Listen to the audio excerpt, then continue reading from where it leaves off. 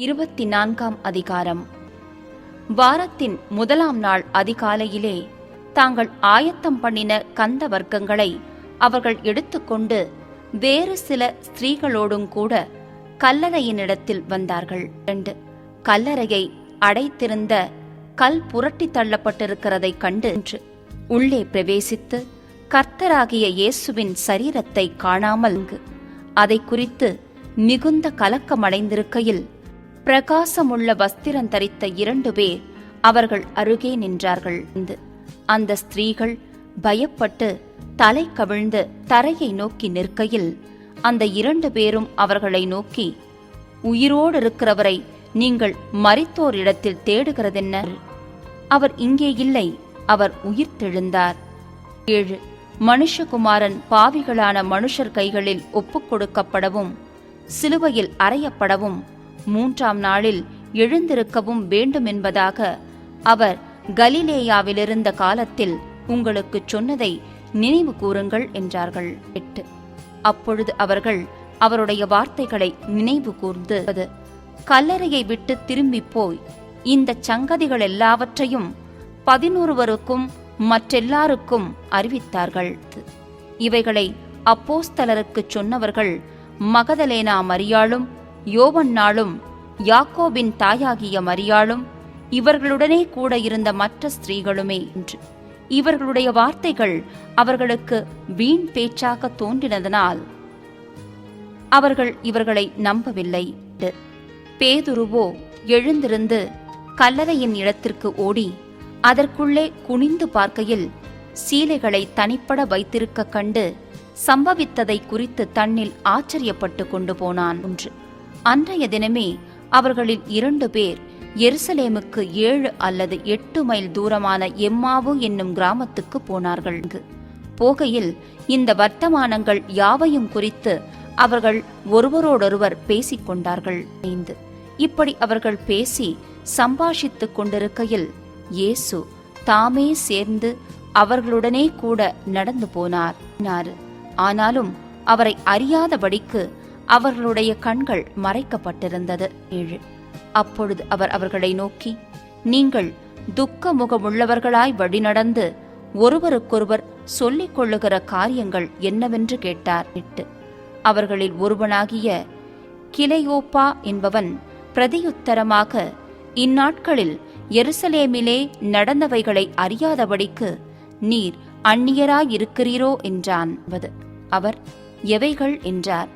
அதற்கு அவர்கள், நசரேயனாகிய இயேசுவை குறித்தவைகளே. அவர் தேவனுக்கு முன்பாகவும் ஜனங்கள் எல்லாருக்கும் முன்பாகவும் செய்கையிலும் வாக்கிலும் வல்லமையுள்ள தீர்க்கதரிசியாயிருந்தார். நம்முடைய பிரதான ஆசாரியரும் அதிகாரிகளும் அவரை மரண ஆக்கினைக்குட்படுத்தி சிலுவையில் அறைந்தார்கள். அவரே இஸ்ரவேலை மீட்டி ரட்சிப்பவர் என்று நாங்கள் நம்பியிருந்தோம். இவைகள் சம்பவித்து இன்று 3 நாளாகிறது. ஆனாலும் எங்கள் கூட்டத்தைச் சேர்ந்த சில ஸ்திரீகள் அதிகாலமே கல்லறையின் இடத்திற்கு போய் அவருடைய சரீரத்தை காணாமல் திரும்பி வந்து அவர் உயிரோடு இருக்கிறார் என்று சொன்ன தேவதூதரை தரிசித்தோம் என்று சொல்லி எங்களை பிரமிக்க பண்ணினார்கள். அப்பொழுது எங்களிலே சிலர் கல்லறையின் இடத்திற்கு போய் ஸ்திரீகள் சொன்னபடியே கண்டார்கள், அவரையோ காணவில்லை என்றார்கள். அப்பொழுது அவர் அவர்களை நோக்கி, தீர்க்கதரிசிகள் சொன்ன யாவையும் விசுவாசிக்கிறதற்கு புத்தி இல்லாத மந்த இருதயமுள்ளவர்களே, கிறிஸ்து இவ்விதமாக பாடுபடவும் தமது மகிமையில் பிரவேசிக்கவும் வேண்டியதில்லையா என்று சொல்லி 7 மோசே முதலிய சகல தீர்க்கதரிசிகளும் எழுதின வேத வாக்கியங்கள் எல்லாவற்றிலும் தம்மை குறித்துச் சொல்லியவைகளை அவர்களுக்கு விவரித்து காண்பித்தார். அத்தருணத்தில் தாங்கள் போகிற கிராமத்துக்கு சமீபமானார்கள். அப்பொழுது அவர் அப்புறம் போகிறவர் போல காண்பித்தார் என்பது.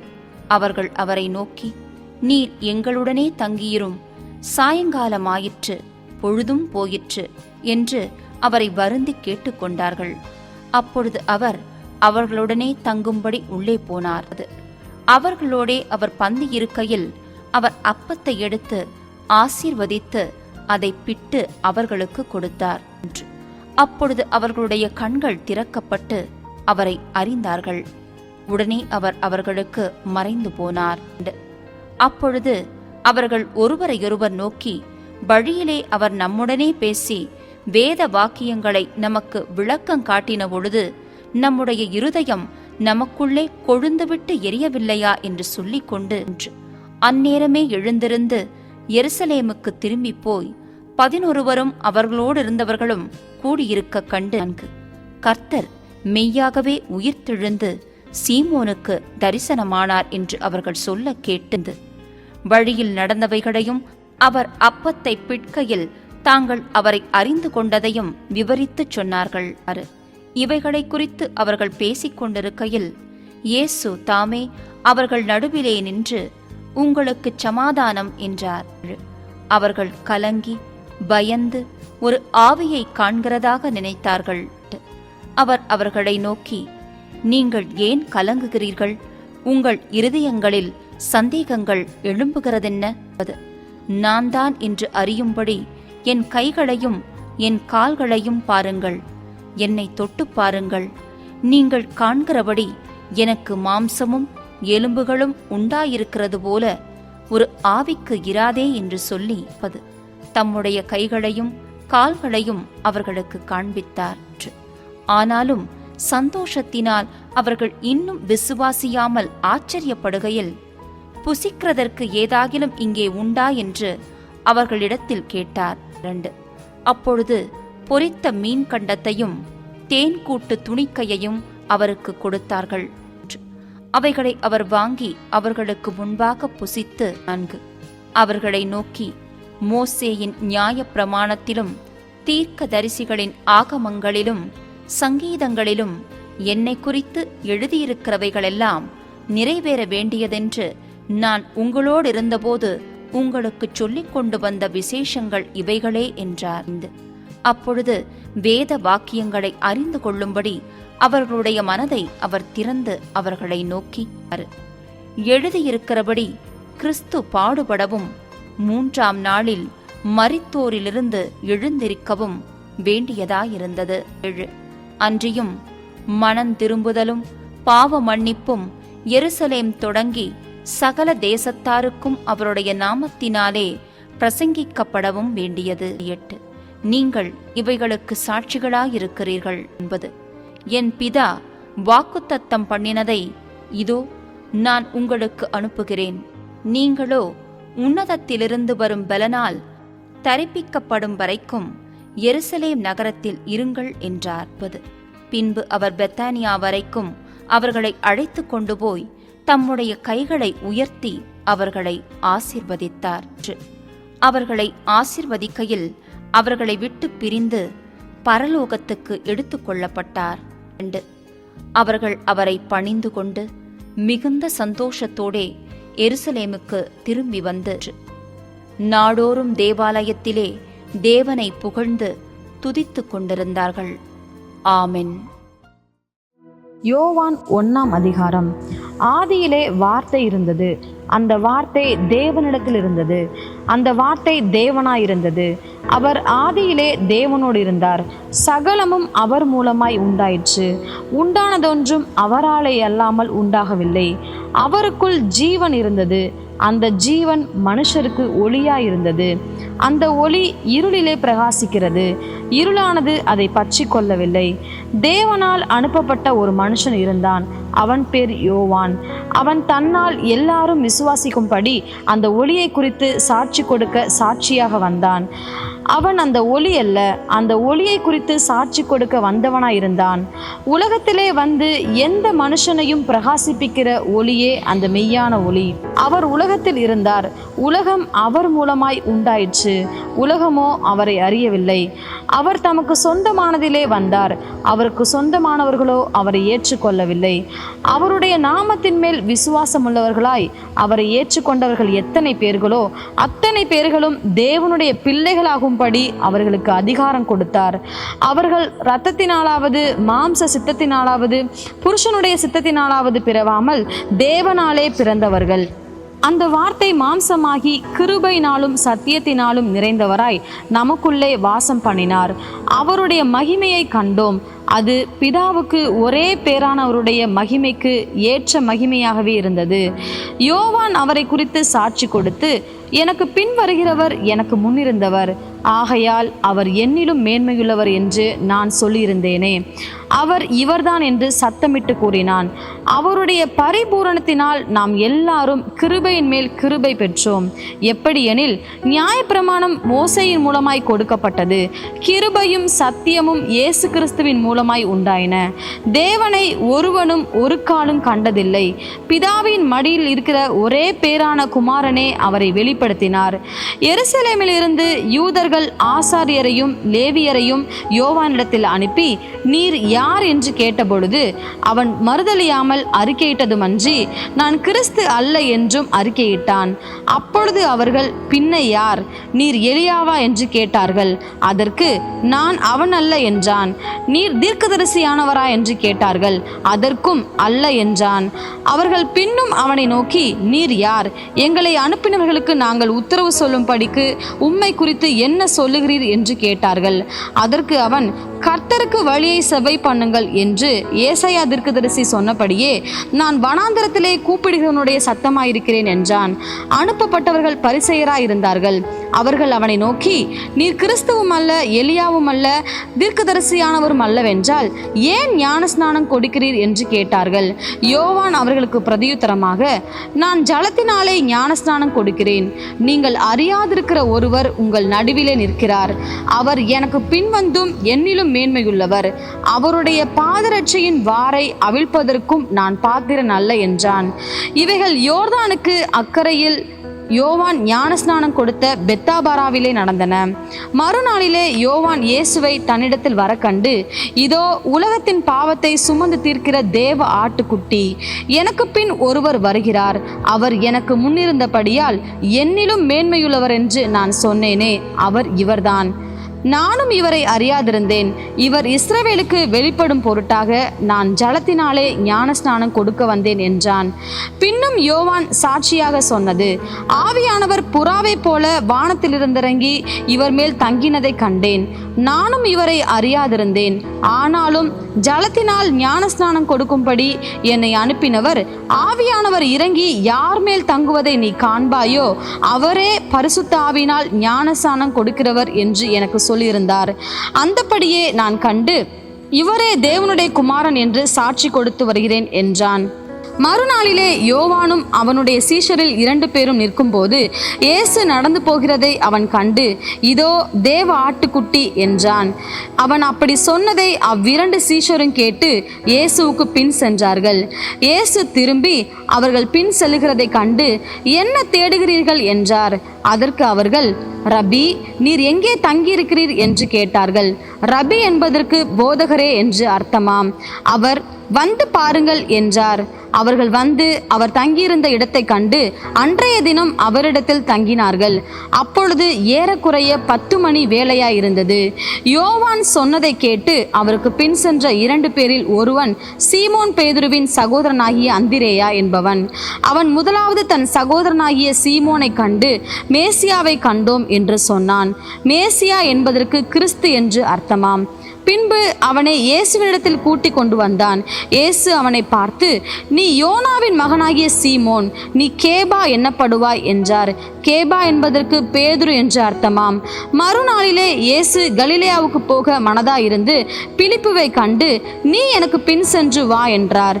பிலிப்பு என்பவன் அந்திரேயா பேதுரு என்பவர்களுடைய ஊராகிய பெட்சாயிதா பட்டணத்தான். பிலிப்பு நாத்தான் வேலை கண்டு, நியாயப்பிரமாணத்திலே மோசேயும் தீர்க்கதரிசிகளும் எழுதியிருக்கிறவரை கண்டோம், அவர் யோசேப்பின் குமாரனும் நாசரேத் ஊரானுமாகிய இயேசுவே என்றான். அதற்கு நாத்தான்வேல், நாசரேத்திலிருந்து யாதொரு நன்மை உண்டாக கூடுமா என்றான். அதற்கு பிலிப்பு, வந்து பார் என்றான். இயேசு நாத்தான்வேலை தம்மிடத்தில் வர கண்டு அவனை குறித்து, இதோ கபடற்ற உத்தம இஸ்ரவேலன் என்றார். அதற்கு நாத்தான்வேல், நீர் என்னை எப்படி அறிவீர் என்றான். இயேசு அவனை நோக்கி, பிலிப்பு உன்னை அழைக்கிறதற்கு முன்னே நீ அத்திமரத்தின் கீழ் இருக்கும்போது உன்னை கண்டேன் என்றார். அதற்கு நாத்தான்வேல், ரபி, நீர் தேவனுடைய குமாரன், நீர் இஸ்ரவேலின் ராஜா என்றான். இயேசு அவனுக்கு பிரதியுத்தரமாக, அத்திமரத்தின் கீழே உன்னை கண்டேன் என்று நான் உனக்கு சொன்னதினாலேயா விசுவாசிக்கிறாய்? இதிலும் பெரிதானவைகளை காண்பாய் என்றார். பின்னும் அவர் அவனை நோக்கி, வானம் திறந்திருக்கிறதையும் தேவ தூதர்கள் மனுஷகுமாரனிடத்திலிருந்து ஏறுகிறதையும் இறங்குகிறதையும் நீங்கள் இது முதல் காண்பீர்கள் என்று மெய்யாகவே மெய்யாகவே உங்களுக்கு சொல்லுகிறேன் என்றார். யோவான் 2ஆம் அதிகாரம். 3ஆம் நாளிலே கலிலேயாவில் உள்ள கானா ஊரிலே ஒரு கல்யாணம் நடந்தது. இயேசுவின் தாயும் அங்கே இருந்தாள். இயேசுவும் அவருடைய சீஷரும் அந்த கல்யாணத்துக்கு அழைக்கப்பட்டிருந்தார்கள். திராட்சரசம் குறைவுபட்ட போது இயேசுவின் தாய் அவரை நோக்கி, அவர்களுக்கு திராட்சரசம் இல்லை என்றாள். அதற்கு இயேசு, ஸ்திரீயே, எனக்கும் உனக்கும் என்ன? என் வேலை இன்னும் வரவில்லை என்றார். அவருடைய தாய் வேலைக்காரரை நோக்கி, அவர் உங்களுக்கு என்ன சொல்லுகிறாரோ அதன்படி செய்யுங்கள் என்றார். யூதர்கள் தங்களை சுத்திகரிக்கும் முறைமையின்படியே ஒவ்வொன்று 2-3 குடம் தண்ணீர் கொள்ளத்தக்க 6 கற்சாடிகள் அங்கே வைத்திருந்தது. இயேசு வேலைக்காரரை நோக்கி, ஜாடிகளிலே தண்ணீர் நிரப்புங்கள் என்றார். அவர்கள் அவைகளை நிறைய நிரப்பினார்கள். அவர் அவர்களை நோக்கி, நீங்கள் இப்பொழுது மொண்டு பந்தி விசாரிப்புக்காரனிடத்தில் கொண்டு போங்கள் என்றார். அவர்கள் கொண்டு போனார்கள். அந்த திராட்சரசம் எங்கே இருந்து வந்ததென்று தண்ணீரை மொண்ட வேலைக்காரருக்கு தெரிந்ததே அன்றி பந்தி விசாரிப்புக்காரனுக்கு தெரியாததினால் அவன் திராட்சரசமாய் மாறின தண்ணீரை ருசி பார்த்த போது மணவாளனை அழைத்து, எந்த மனுஷனும் முன்பு நல்ல திராட்சரசத்தை கொடுத்து ஜனங்கள் திருப்தி அடைந்த பின்பு ருசி குறைந்ததை கொடுப்பான், நீரோ நல்ல ரசத்தை இதுவரைக்கும் வைத்திருந்தீரே என்றான்.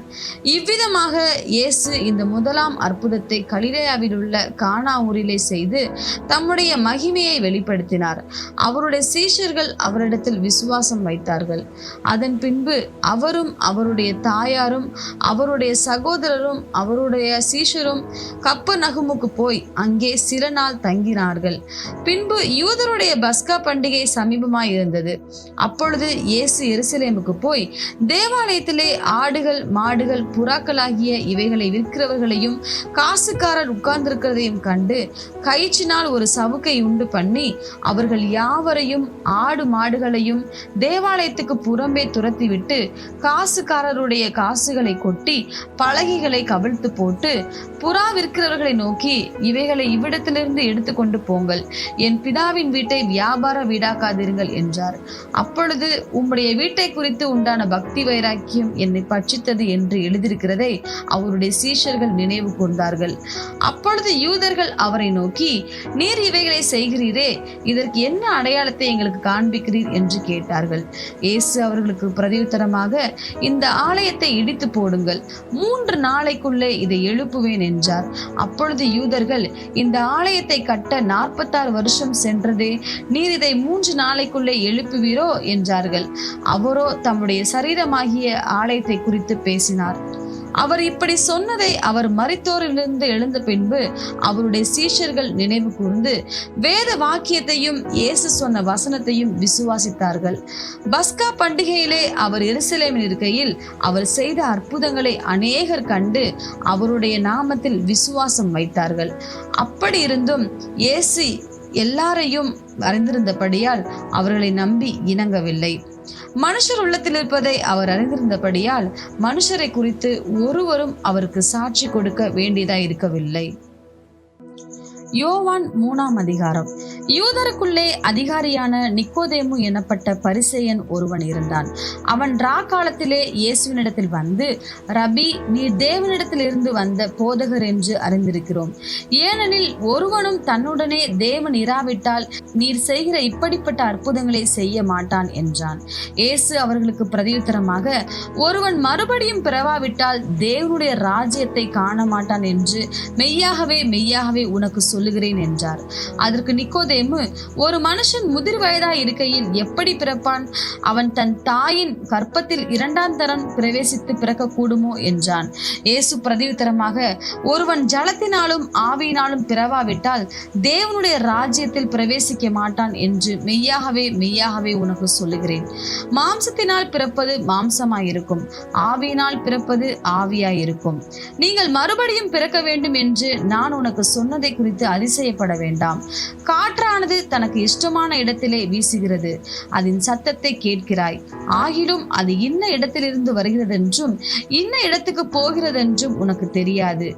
ஆவியினால் பிறந்தவன் எவனோ அவனும் அப்படியே இருக்கிறான் என்றார்.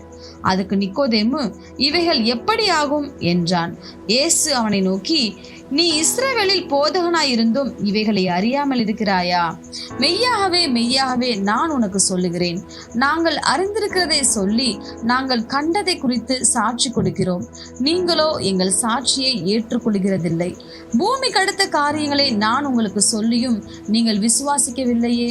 பரம காரியங்களை உங்களுக்கு சொல்வேனானால் எப்படி விசுவாசிப்பீர்கள்? பரலோகத்தில் இருந்திறங்கிறவரும் பரலோகத்தில் இருக்கிறவனுமான மனுஷகுமாரனை அல்லாமல் பரலோகத்துக்கு ஏறினவன் ஒருவனும் இல்லை. சர்ப்பமானது மோசையினால் வனாந்தரத்திலே உயர்த்தப்பட்டது போல மனுஷகுமாரனும் தன்னை விசுவாசிக்கிறவன் எவனோ அவன் கெட்டு போகாமல் நித்திய ஜீவனை அடையும் படிக்கு உயர்த்தப்பட வேண்டும்.